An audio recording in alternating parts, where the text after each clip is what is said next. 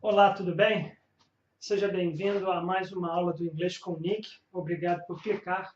Meu nome é Nicolau Santos.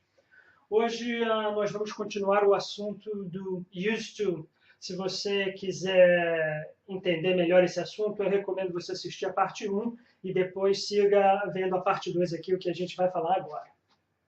Bom, na primeira parte a gente falou do used to sozinho, né? Agora a gente vai falar quando vem acompanhado com o verbo to be, que é bem diferente, mas a ideia é parecida.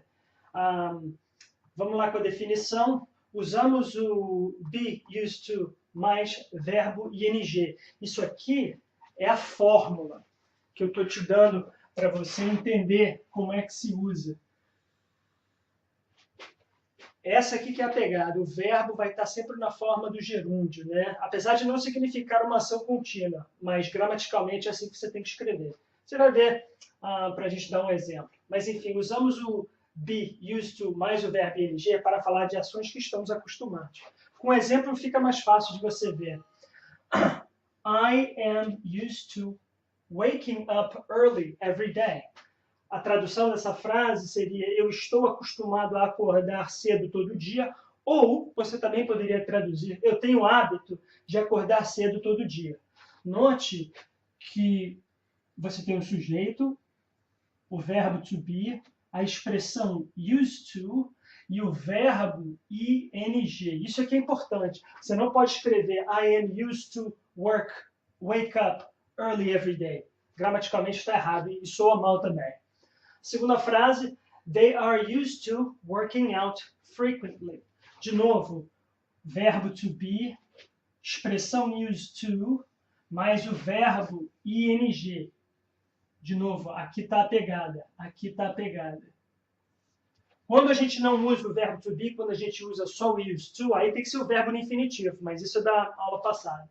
Enfim, note que o used to não muda na pergunta ou na negativa. Quer dizer, a expressão em si vai continuar nesse formato aqui, ó.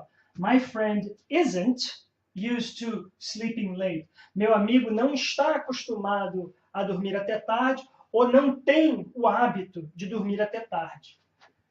É só, aqui é fácil, né? É só você basicamente adicionar o not com o verbo to be. Mas você vê, ó, used to sleeping, verbo ing. Essa é a gramática boa.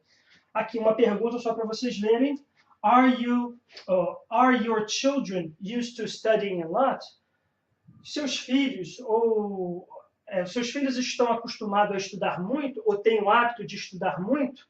É a tradução dessa frase, né? E de novo note que o verbo está com a forma ing. Sempre. Claro, como isso é uma pergunta, o verbo to be, que é o verbo auxiliar, tem que ser, né, tem que vir antes. Are your children used to studying a lot? Perceba que o used to pode também ser precedido de um substantivo.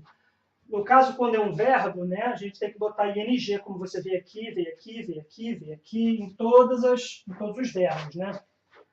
Só que quando é precedido de um substantivo, é só você adicionar um substantivo. Olha aqui essa frase. We are used to music. Nós estamos acostumados com música, ou a música. E essa aqui, ó, they are used to violence. Eles estão acostumados com a violência. De novo, é só você botar a expressão used to e o substantivo logo em si. Mesma coisa. Used to e o substantivo logo em si. Tá bom? E uma das coisas para vocês entenderem que é muito importante, o verbo to be pode estar em qualquer tempo verbal. O verbo to be pode estar em qualquer tempo verbal. Isso é muito importante. Porque, olha aqui, I will be used to working late when I start my new job. Eu estarei acostumado a trabalhar até tarde quando eu começar o meu novo emprego. Quer dizer, é um hábito que você ainda não tem, mas você terá. E aqui também no passado, my mom was used to cooking a lot.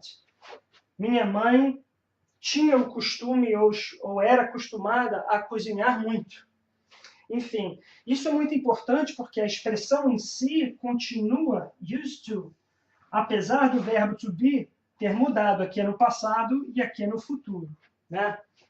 Apesar dessa aula ser relativamente curta e tal, para você dominar isso e falar com fluência leva um tempo. Especialmente que a gente não usa essa expressão assim, né, literalmente no português. Mas enfim, se você tiver alguma dúvida nesse assunto, me manda um e-mail, pode deixar um comentário no meu canal do YouTube e a gente se vê até a próxima aula. Até logo!